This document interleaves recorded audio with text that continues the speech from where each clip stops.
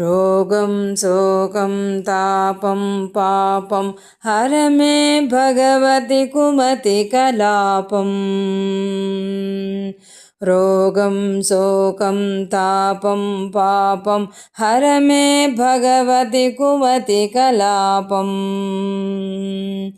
त्रिभुवनसारे वसुधाहारे त्वमसि गतिर्मम खलु संसारे त्रिभुवनसारे वसुधाहारे त्वमसि गतिर्मम खलु संसारे अलकानन्दे परमानन्दे कुरु करुणामयि कातरवन्द्ये अलकानन्दे परमानन्दे कुरु करुणामयि कातरवन्द्ये तव तटनिकटे यस्य निवासः खलु वैकुण्ठे तस्य निवासः